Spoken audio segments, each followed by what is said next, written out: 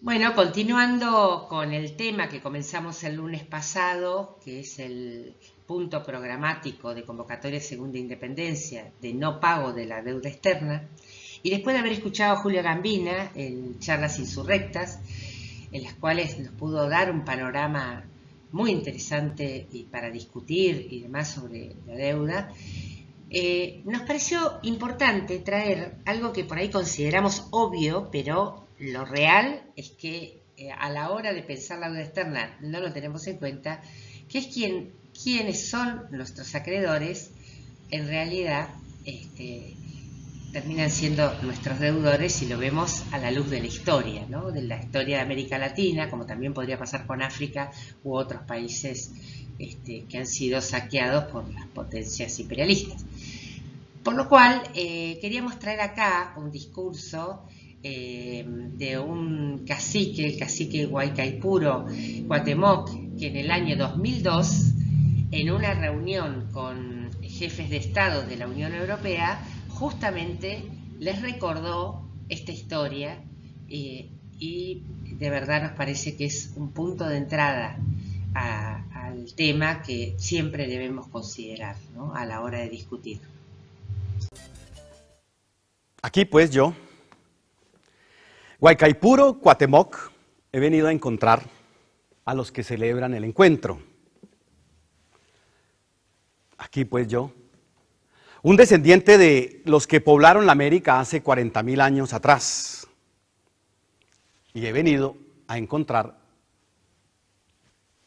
a los que la encontraron solo hace 500 años. Aquí pues nos encontramos todos, sabemos lo que somos y es bastante. Nunca tendremos otra cosa. El hermano aduanero europeo me pide papel escrito con visa para poder descubrir a los que me descubrieron. El hermano usurero europeo me pide el pago de una deuda contraída por Judas, a quien nunca autoricé a venderme.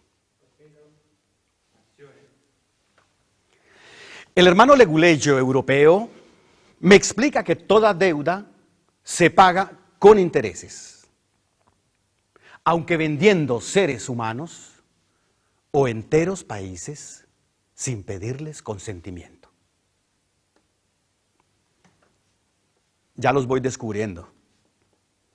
También yo puedo reclamar pagos. Y también puedo yo reclamar intereses.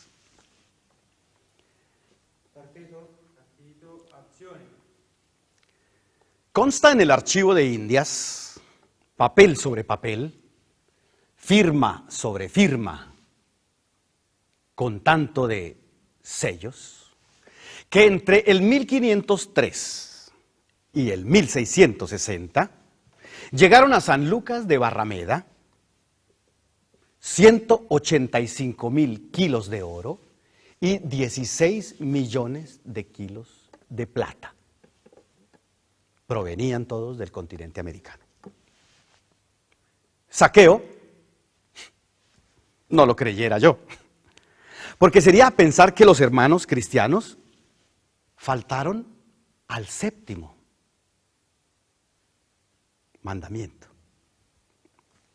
Expoliación, guárdeme Tanatzin, de figurarme que los europeos, como Caín, matan y niegan la sangre de su hermano. Genocidio,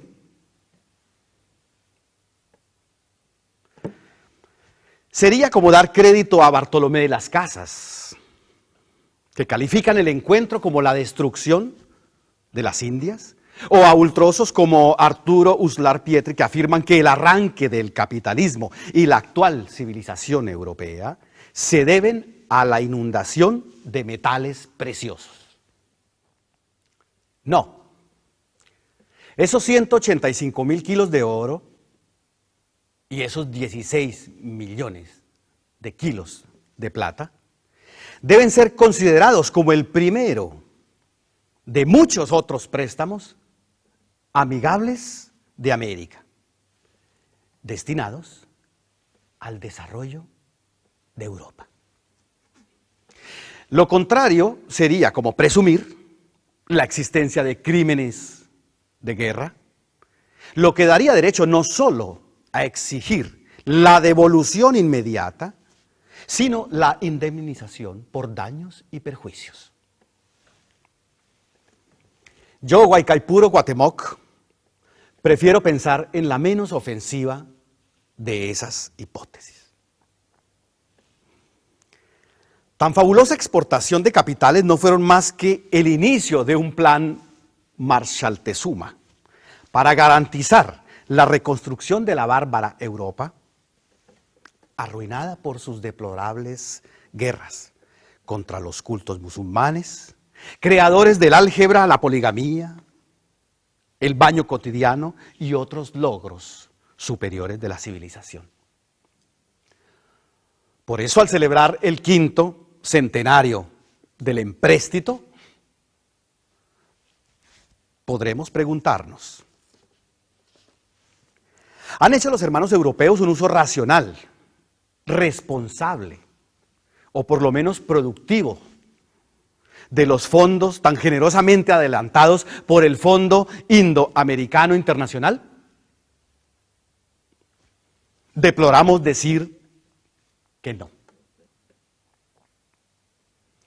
En lo estratégico, lo dilapidaron en las batallas de Lepanto, en armadas invencibles, en terceros Reich y otras formas de exterminio mutuo, sin otro destino que terminar ocupados por las tropas, como en Panamá, pero sin Canel.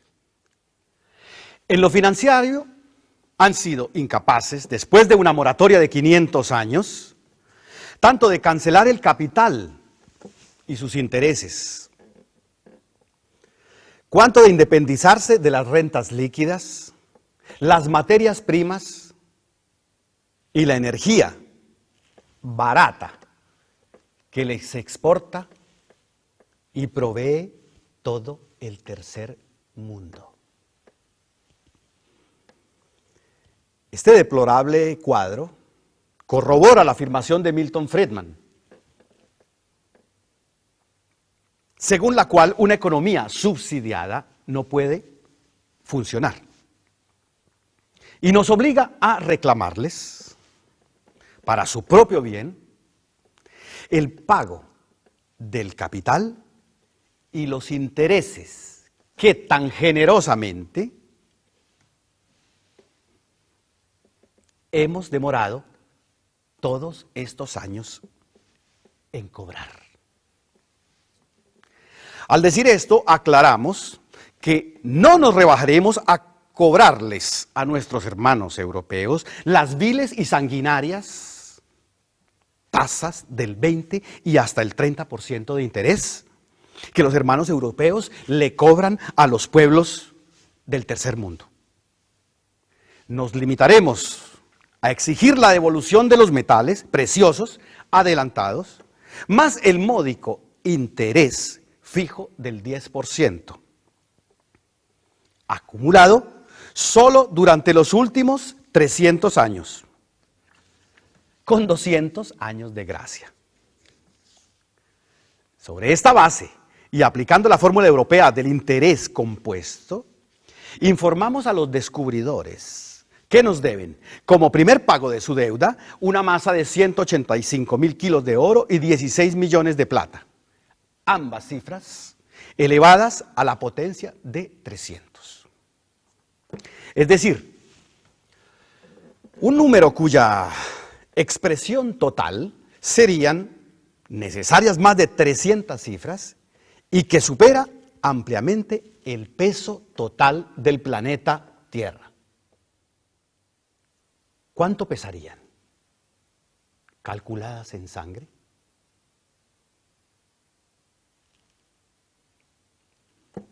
Aducir que Europa en medio milenio no ha podido generar riquezas suficientes para cancelar este módico interés sería tanto como admitir su absoluto fracaso financiero y o la demencial irracionalidad de los supuestos del capitalismo.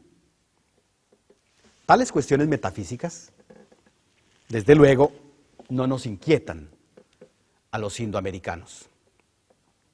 Pero sí, exigimos la firma de una carta de intención que discipline a los pueblos deudores del viejo continente y que los obligue a cumplir su compromiso mediante una pronta privatización o reconversión de Europa que les permita entregárnosla entera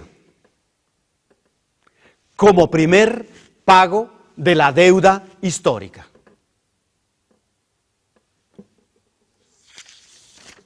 Muchas gracias.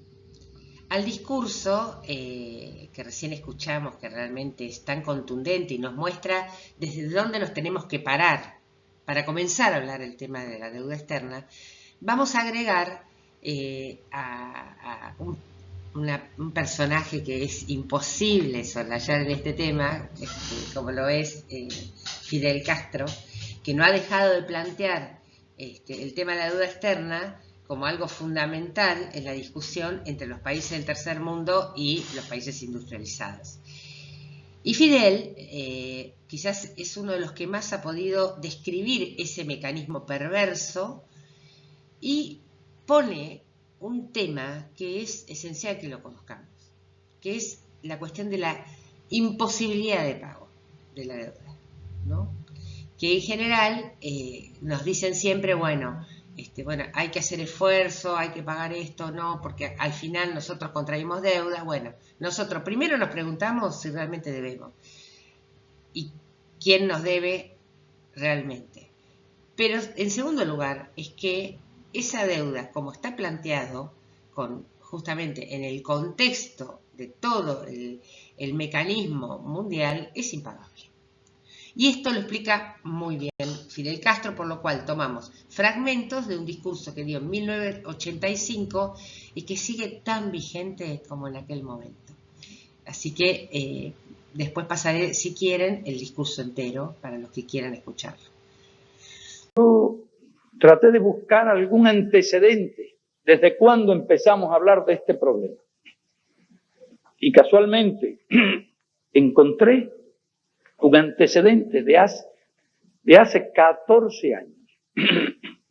Y fue precisamente en Chile, cuando visitamos el país, a raíz del triunfo de la Unidad Popular.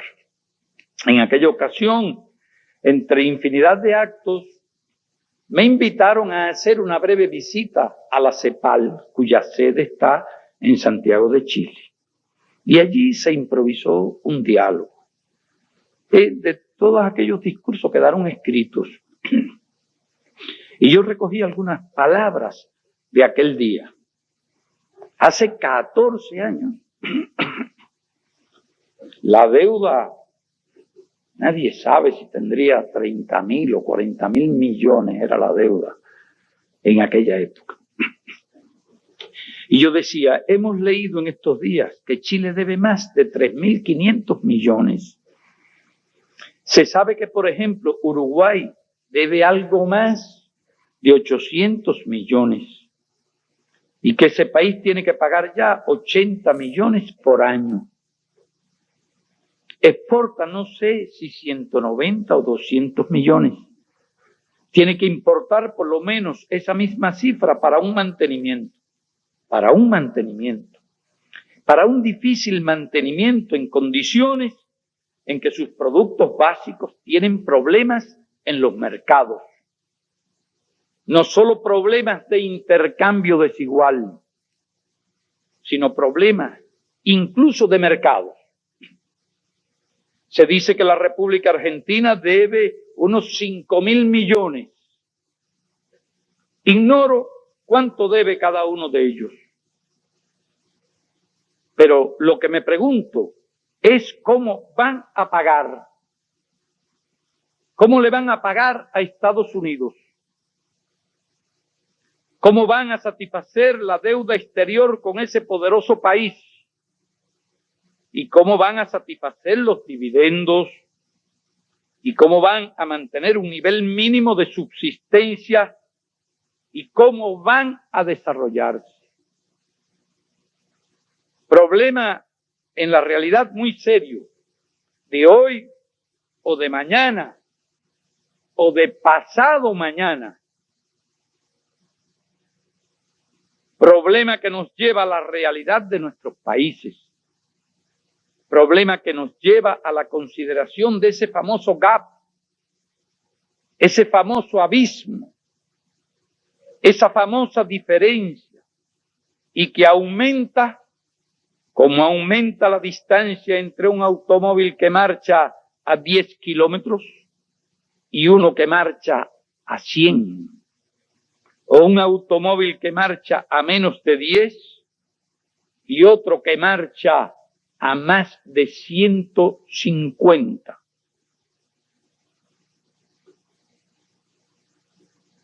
El 29 de noviembre de este año se cumplirán 14 años de esas palabras.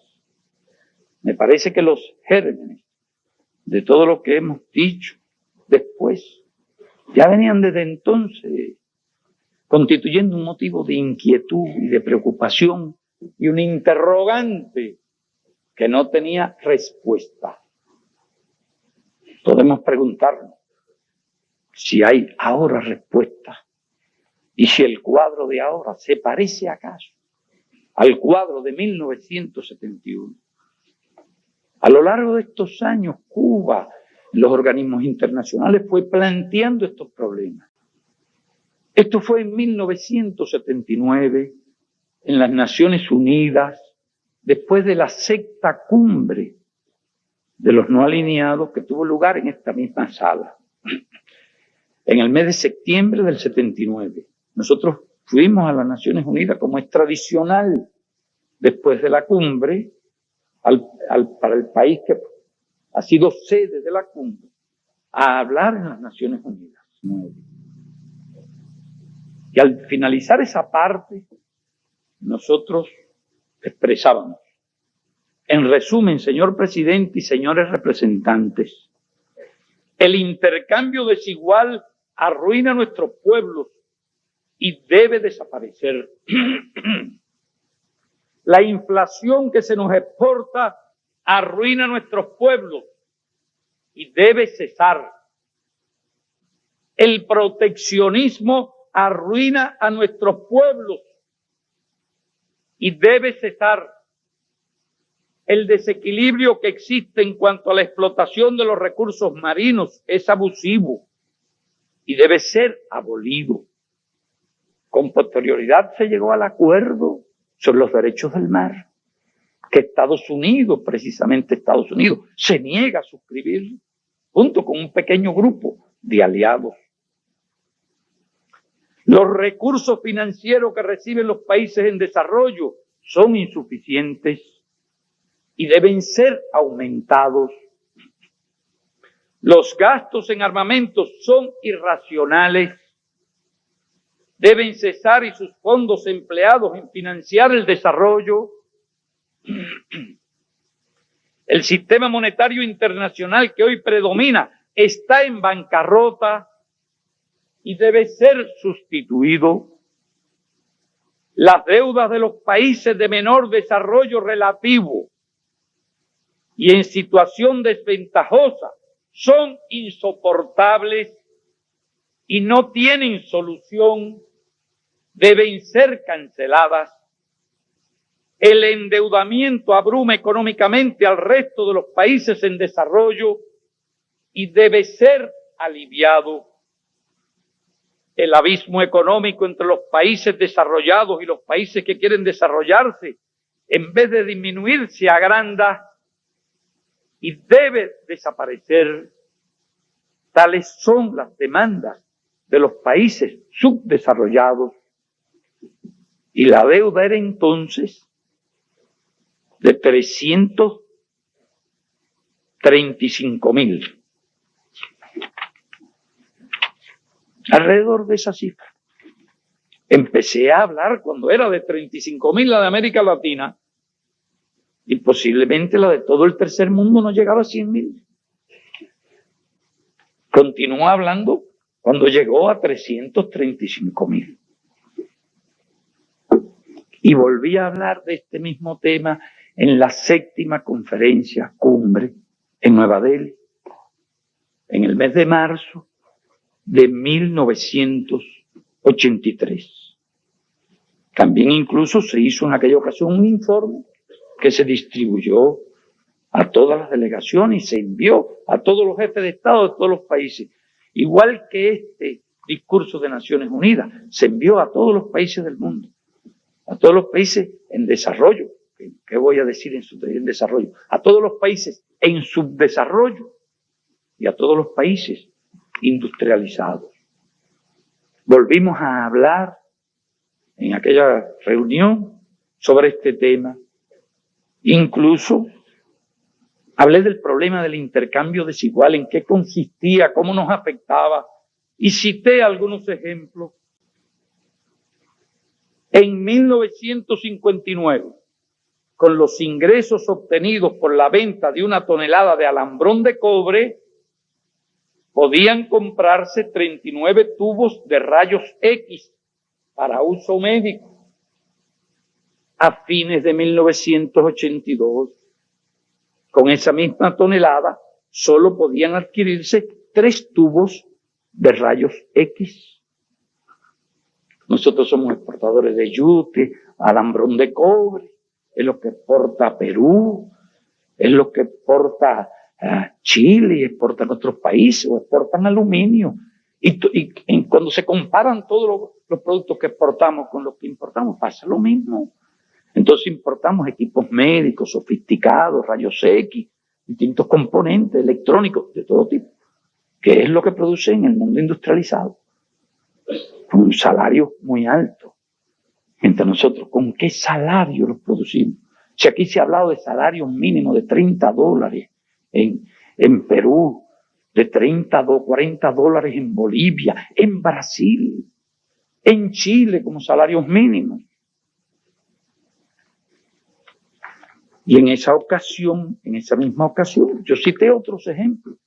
No creo que hagan falta más para captar la idea de la tragedia que estamos padeciendo con este saqueo despiadado. Luchar para que la deuda externa sea cancelada para el gran número de países que no tienen posibilidad real de pagarla y que sea aliviada drásticamente la carga de su servicio para aquellos que bajo nuevas condiciones pudieran cumplir sus compromisos. Cuando en las Naciones Unidas y en los aliados se planteó este problema, fue la cosa más aplaudida por la generalidad de los países allí representados, incluso países industrializados. Algunos de ellos comprenden que esto no puede seguir.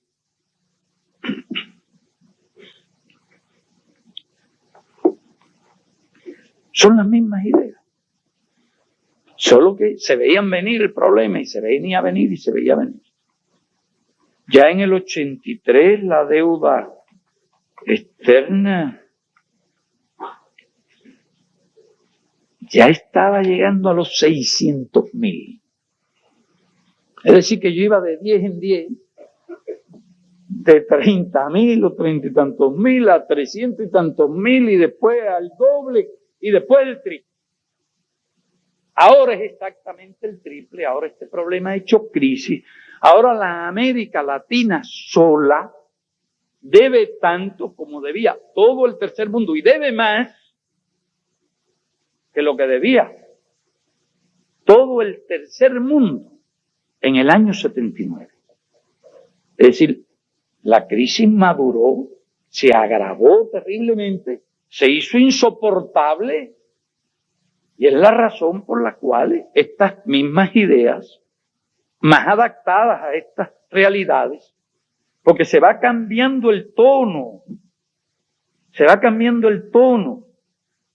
de una consigna a otra. La primera vez se habla de las deudas de los países de menor desarrollo relativo y en situación desventajosa son insoportables y no tienen solución. Y ya después se plantea, se emplea otro tono.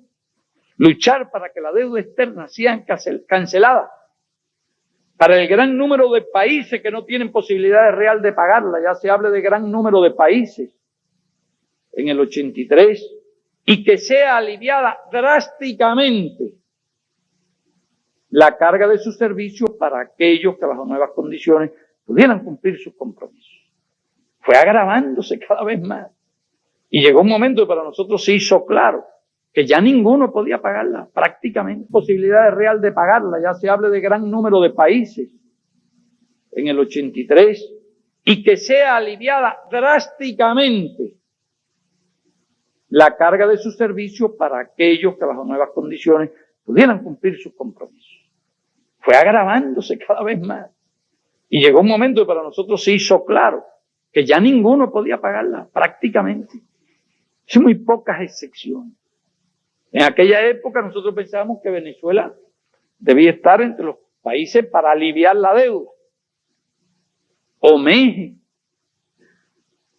Pero después nos dimos cuenta que países petroleros como Nigeria, Venezuela, México, habían caído en una situación tal que no se podía excluir a esos países de la consigna de anular la deuda también para todos esos países. En definitiva, para todos los países del tercer mundo.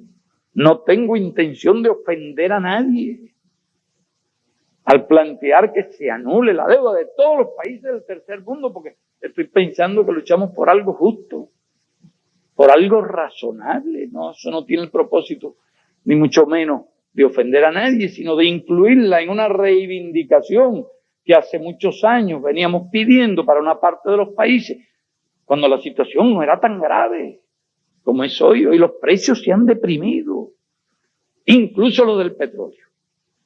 Es cierto que los precios del petróleo tuvieron incidencia en la crisis, no fueron la causa de la crisis. Y la mejor prueba es que los países exportadores de petróleo tienen la crisis. Agravó, pero ¿quién fue el responsable de la crisis petrolera? Los países capitalistas industrializados abandonaron las minas de carbón, se dedicaron a derrochar el combustible barato. Las transnacionales obtenían enormes ganancias y a la vez mantenían el suministro de un combustible barato que competía con el carbón, competía con todo. ¿A costa de qué? Prácticamente cada 5 años se duplicaba el gasto de combustible en el mundo. Y lo que la naturaleza tardó cientos de millones de años en producir, estas sociedades de consumo lo estaban liquidando en 100 años. Se agotaba el combustible. Ellos dilapidaban automóviles enormes, botaban, si lo han demostrado ahora después de la crisis, cuando se pusieron a ahorrar un poco de combustible y volvieron a buscar algunas minas de carbón y a extraer petróleo de ciertos pozos que estaban abandonados. Pero ellos son los causantes también de la crisis petrolera, con su despilfarro, con su sistema insensato e irracional de despilfarro de los recursos humanos y naturales del mundo.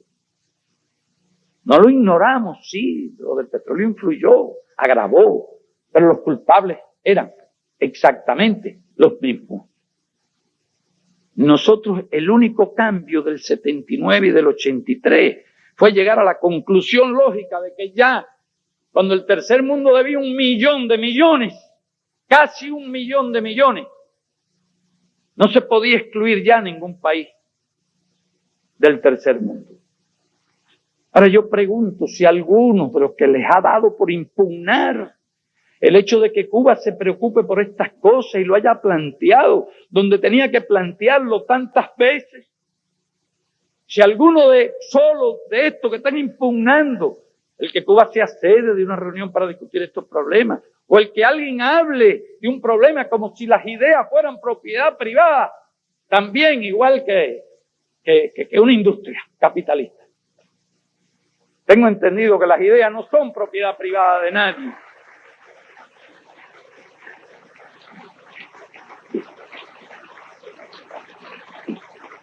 hay que entenderlo bien, es que la deuda es un cáncer. Entiéndase que es un cáncer que se multiplica, que liquida el organismo, acaba con el organismo. Es un cáncer que requiere una operación quirúrgica. Todo lo que no sea quirúrgico, se los aseguro, no resuelve el problema. No se puede dejar una sola célula maligna.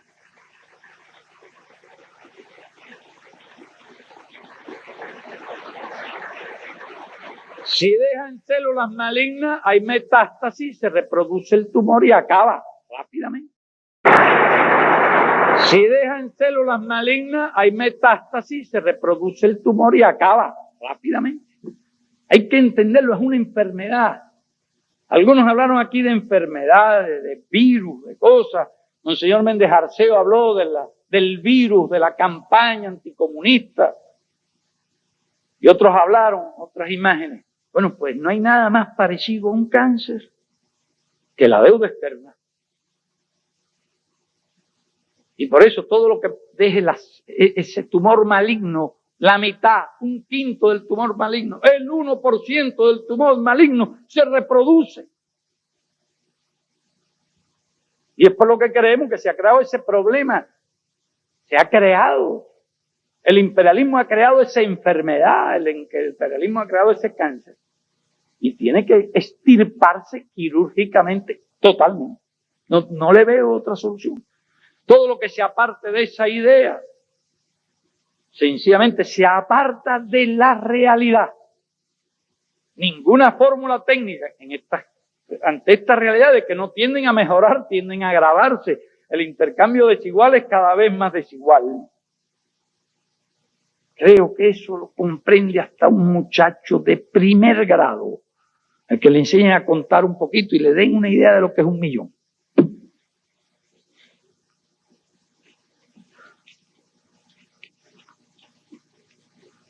Ahora bien, eso es lo que demuestra cualquier análisis que se haga de la situación. Pero bien, ¿cómo resolver esto? Se ve que hay un cáncer, se ve que hay que resolver el problema. Y uno se pregunta, ¿de dónde van a salir los recursos? Que fue lo primero que yo me pregunté, meditando sobre esto. Digo, ¿dónde están los recursos? Y se ve claro que ahí los recursos existen en el mundo para resolver este cáncer que está afectando la vida de miles de millones de personas y que mata. Yo estoy seguro que mata más que el cáncer. Cuando analizamos todos los niños que se mueren en el tercer mundo, en el primer año de vida. Y cuando analizamos todos los que se mueren en los primeros 5 años de vida. Y los que mueren entre 5 y 15 años. Y cuando calculamos el promedio de vida de muchos países como consecuencia de la subalimentación y la desnutrición. Y sin contar algo terrible, la cantidad de inválidos físicos e incluso inválidos mentales. Ayer se habló aquí de decenas y de cientos de millones de niños que crecen con sus facultades mentales limitadas. El cáncer causa tanto daño. Y sin embargo los médicos recomiendan cuando hay un cáncer la extirpación. Esto mata mucho más que el cáncer. Entonces, ¿hay recursos? Sí hay recursos. ¿Y a qué se dedican? A preparar la muerte de la gente, a la guerra, a la carrera armamentista, a los gastos militares. 1 millón de millones en un solo año el mundo desperdicia en el fuego de la guerra y en los gastos militares 1 millón de millones de dólares, más que toda esta deuda completa. No tiene una lógica elemental, no lo puede comprender cualquier ser humano, cualquier ciudadano, cualquiera que sea su ideología. No puede comprender que valdría la pena liquidar esta deuda con una parte pequeña de los gastos militares, porque nosotros no hablamos de la deuda de América Latina, hablamos de la deuda del tercer mundo. Como máximo, y en dependencia de los intereses, un 12% de los gastos militares serían suficientes. Pero además en los gastos militares están los recursos para el nuevo orden económico internacional, para establecer un sistema de precios justo para todos los productos del tercer mundo. ¿Pudiera ascender a cuánto? Bueno, a grosso modo, unos 300.000 millones de dólares todo esto. podría incrementar el poder adquisitivo de los países del tercer mundo, que no van a guardar el dinero, tienen demasiado hambre para guardar el dinero. Lo van a invertir en industria, lo van a gastar de alguna forma. Todavía le quedaría 700.000 millones de dólares a los gastos militares. Alcanzaría para destruir varias veces al mundo con esa locura, porque esa es otra enorme locura. Dijimos, bueno, existen en el mundo esos gastos.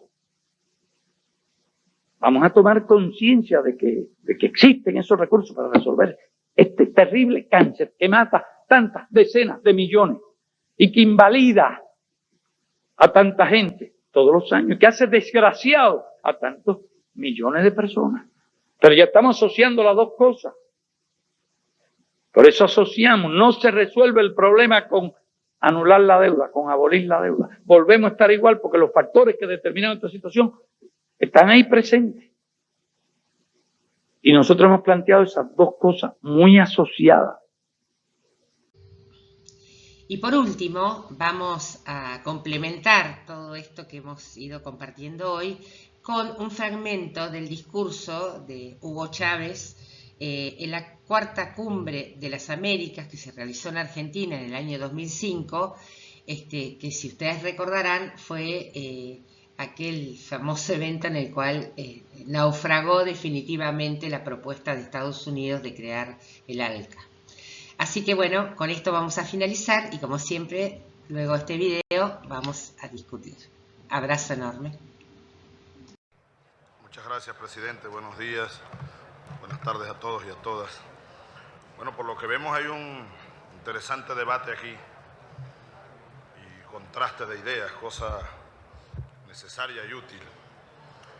Nosotros respetamos el libre comercio. Bien decía Lula, no es una cuestión ideológica esto, pero el libre comercio no va a solucionar nuestros problemas de empleo, ni de pobreza, ni de miseria. Olvídense de eso, los que todavía creen en ese cuento. Ya tú hablabas del neoliberalismo, las privatizaciones. Hablemos de empleo, pues. Uno de los efectos más perversos de la era neoliberal. Bueno, si no, veamos el caso de todos nosotros. Las privatizaciones, inmediatamente desempleo, inmediatamente por la eficiencia económica, la flexibilización de las normas laborales, eliminación de prestaciones sociales, de reconocimiento a las luchas de los trabajadores de un siglo, se los borraron del mapa con los acuerdos aquellos con el Fondo Monetario Internacional, las llamadas políticas de ajuste estructurales, veneno, verdadero veneno para nuestras economías y para nuestras sociedades. Venezuela quiere extender el mecanismo Petrocaribe más allá del Caribe, a Sudamérica, a Centroamérica, y ¿por qué no hacemos entonces una alianza ya no para el progreso, una alianza contra el hambre y la pobreza? Urgentemente, aquí estamos los jefes de Estado, aquí estamos los que podemos tomar decisiones. Yo me atrevo incluso a decir, querido amigo y queridos amigos, que para la próxima década Venezuela puede llegar a ofrecer la misma cantidad que Kennedy ofrecía hace 44 años, es decir, unos 10.000 millones de dólares. Más allá de la fórmula Petrocaribe. Ahora, al mismo tiempo, yo pediría lo siguiente. La deuda externa, ya lo comentaba el primer ministro de Barbados, ese tema no se va a discutir. Ya la hemos pagado casi 3 veces y debemos más que cuando comenzó la deuda. ¿Qué cosa es esta? Nos están saqueando, pues. Nos están saqueando. Ahora, hablemos con los países poderosos. Yo propongo que aquí acordemos todos unidos, reconociendo estas realidades y dejándonos de creer en los cuentos del neoliberalismo, que son cuentos perversos. Iba a decir chino, pero no digo chino para no ofender a los chinos, que me perdonen los hermanos chinos. No, esos son cuentos del pasado. Mentira, mentira, compañeros. Ahí están los pueblos de la tierra levantándose y alzándose además, derrocando gobiernos, no por el comunismo, ni porque hay un Chávez y un Fidel desestabilizando este continente. Es la miseria, es la pobreza, es el hambre que sigue creciendo. Vean las cifras de la CEPAL y de muchas otras instituciones serias de nuestra región. El gasto militar, esa es otra cosa. ¿Cuánto gastamos nosotros en armamento de esos misiles que no pelan, que son inteligentes, que le ponen la cara de Chávez y lo buscan a donde él se meta? Lo persiguen porque lleva la cara de Chávez grabada en la computadora. Vamos a bajar el gasto militar, que sumando el nuestro aquí pudiera llegar a unos, ¿qué? 1 billón y tanto de dólares al año. Cuidado si llega a 1 billón el gasto militar. Bajémoslo pues, ¿cuánto? 10%. 10% y acabemos con las guerras. Reduzcamos la Fuerza Armada a lo mínimo necesario para que junto a los pueblos garanticen la soberanía y luchen como en Venezuela y en muchos otros países. Ahora, ojalá, yo le pido a Dios, nuestro Señor, que nos iluminara aquí para que tomemos una decisión como esa. Que entremos a un debate profundo, porque a mí me gusta mucho el tema que ustedes han puesto en la mesa, pero a veces veo que nos quedamos en la superficie. El cuento de que las inversiones, de que el libre comercio, de que la inversión extranjera, vamos a seguir oyendo ese cuento. ¿Pero hasta cuándo? Yo lo sigo oyendo con mucho respeto, pero eso es mentira. Venezuela, modestamente, con toda nuestra pobreza y nuestros problemas, dado que tenemos ese potencial energético, ofrecemos fórmulas como esta para el debate, para la discusión y ojalá, Dios mío, para alguna decisión urgente, porque creo que el problema es urgente. Muchas gracias por su atención.